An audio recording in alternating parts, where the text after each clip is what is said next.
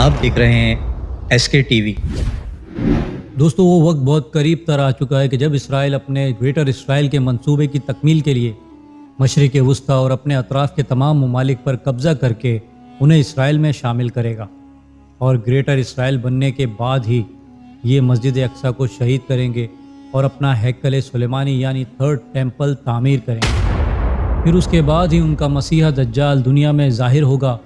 اور ان یہودیوں کو پھر سے پوری دنیا میں وہی طاقت عطا کرے گا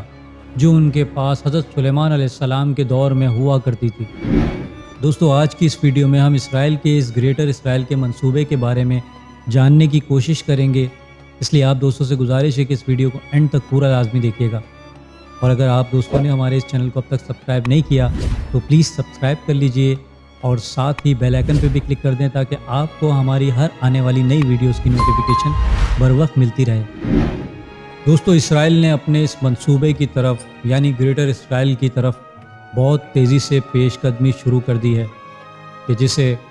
دا گریٹر اسرائیل کا نام دیا گیا ہے، اور ذرا یہ نقشہ غور سے دیکھیے کہ اسرائیل کن کن ممالک پر قبضہ کرے گا، مگر اسرائیل ایسا کرے گا ہی کیوں؟ دراصل بنی اسرائیل کی مقدس کتاب تورات میں دا بک آف جینیسس میں چیپٹر نمبر 15 ورس 18 to 21 میں اس کے بارے میں کچھ اس طرح لکھا ہوا ہے۔ اس دن خداوند نے ابراہیم کے ساتھ عہد باندھا اور کہا، میں تیری اولاد کو یہ ملک مصر کی وادی سے لے کر عظیم دریائے فرات تک دوں گا، کینیوں، کنیزیوں اور قدمونیوں کا ملک، ہتی، فرزی، رفائی، عمری، کنعانی، کرجاشی اور یبوسی۔ دوستو ورس 19 سے 31 تک کے الفاظ خالص ہبرو میں ہیں، جو کہ حضرت ابراہیم علیہ السلام کے دور میں ان ملکوں کے نام ہوا کرتے تھے جہاں حضرت ابراہیم علیہ السلام کی اولاد کو نبی بنا کر اللہ سبحانہ و تعالیٰ نے دنیا میں بھیجا تھا۔ اور اگر تورات کی یہ آیت اپنی اصل حالت میں آج تک موجود ہے اور اس میں ابھی تک کوئی تبدیلی نہیں ہوئی، تو اس آیت کے مطابق تو اللہ سبحانہ و تعالیٰ نے حضرت ابراہیم علیہ السلام کی تمام اولاد و نسل کو انہی تمام ممالک میں ہی نبی بنا کر بھیجا تھا کہ جس کا وعدہ اللہ سبحانہ و تعالیٰ نے حضرت ابراہیم علیہ السلام سے اس آیت کے مطابق کیا ہے۔ مگر یہودیوں نے اس آیت کا مطلب کچھ اور ہی سمجھ لیا، اور یہ لوگ تو ویسے بھی اللہ سبحانہ و تعالیٰ کے دین سے پھر گئے تھے اور دین میں اپنے مطلب کی تبدیلیاں شروع کر دی تھیں۔ اسی لیے اللہ سبحانہ و تعالیٰ نے اس قوم پر قیامت تک کے لیے لعنت کر دی ہے، کیونکہ اس قوم نے اللہ سبحانہ و تعالیٰ کے انبیاء اکرام جن کو اس قوم پر ہدایت کے لیے اللہ سبحانہ و تعالیٰ نے ان کی طرف بھیجا تھا، تو اس قوم نے ان کو بھی شہید کرنا شروع کر دیا تھا، اور اس قوم نے حضرت زکریا علیہ السلام کو شہید کیا، اور ان کے بعد ان کے بیٹے حضرت یحییٰ علیہ السلام کو بھی بڑی ہی بے دردی سے شہید کروا دیا تھا، اور اس کے بعد اللہ سبحانہ و تعالیٰ کے رسول حضرت عیسیٰ علیہ السلام کو بھی شہید کرنے کی کوشش کی، اور ان یہودیوں کے مطابق تو انہوں نے حضرت عیسیٰ علیہ السلام کو صلیب پر چڑھا دیا تھا، جبکہ جس شخص کو صلیب پر چڑھایا گیا تھا وہ ان کا ہی بھیجا ہوا جاسوس تھا، جسے اللہ سبحانہ و تعالیٰ نے حضرت عیسیٰ علیہ السلام کی شکل عطا کر دی تھی،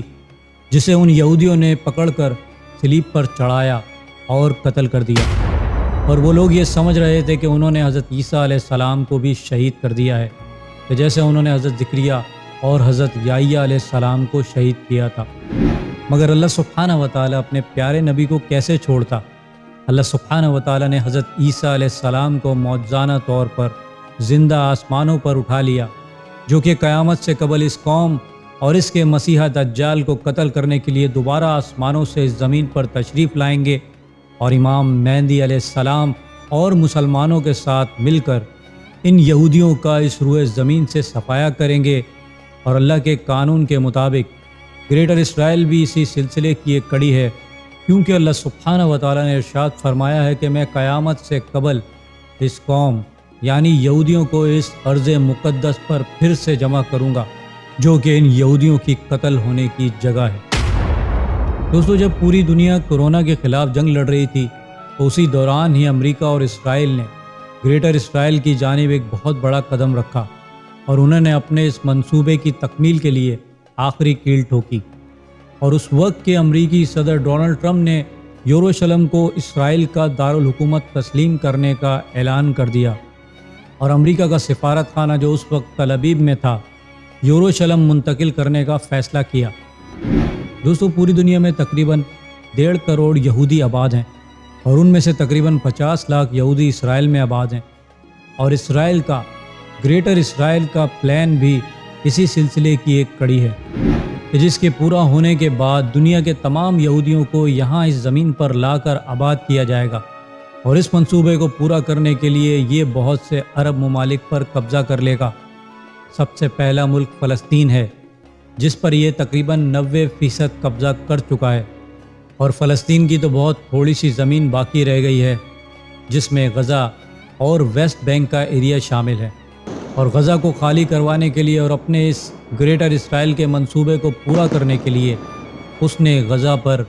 بامبنگ شروع کر دی ہے۔ دوستو، یوٹیوب پر میری پچھلی ویڈیو میں ان کی تمام تیاریوں کو تاریخ کے تناظر میں نے آپ کے سامنے بیان کیا تھا۔ اس ویڈیو کا لنک ڈسکرپشن میں ہے، آپ وہاں سے جا کر دیکھ سکتے ہیں کہ حماس کا حملہ بھی اسی منصوبے کا حصہ تھا کہ جس کی بنا پر اب یہ معصوم فلسطینیوں کو شہید کر رہے ہیں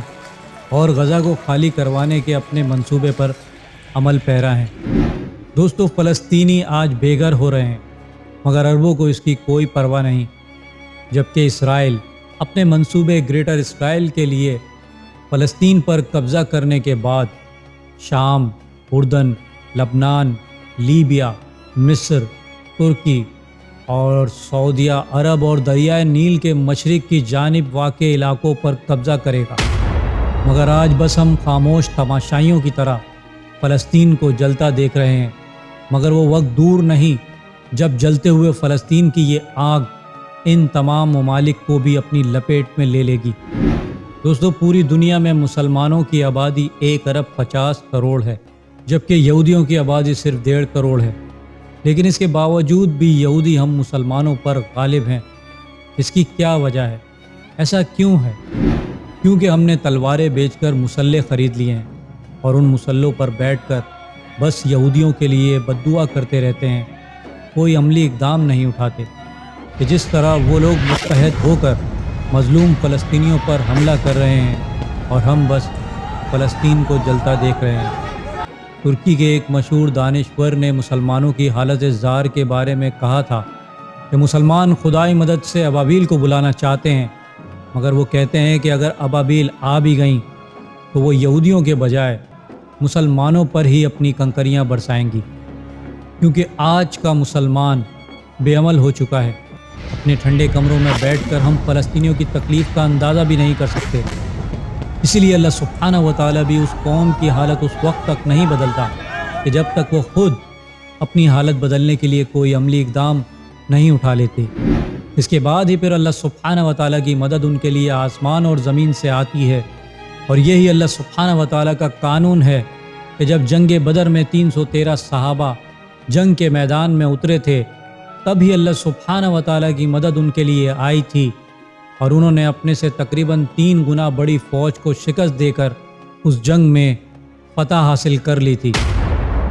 دوستو، خالد بن ولید رضی اللہ تعالیٰ عنہ کا قول ہے جو انہوں نے اپنے مخالف رومی فوجیوں سے فرمائے تھے، اے لوگو، تم اپنے اسلحے اور اپنی فوج کی تعداد پر مت جانا، سن لو، تمہارا مقابلہ اس قوم سے ہے جسے موت اتنی ہی عزیز ہے کہ جتنی تمہیں اپنی زندگی پیاری ہے۔ دوستو، امید کرتا ہوں میری ویڈیو سے آپ کی معلومات میں اضافہ ہوا ہوگا اور کچھ نیا جاننے کو ملا ہوگا۔ اگر میری ویڈیو آپ کو اچھی لگی ہے تو میری ویڈیو کو لائک کر لیجئے، میرے چینل کو سبسکرائب کر لیجئے اور بیل آئیکن پہ بھی کلک کر لیجئے۔ اب میں ملوں گا آپ کو ایک ایسی انفارمیٹیو ویڈیو کے ساتھ، تب تک کے لیے اللہ حافظ۔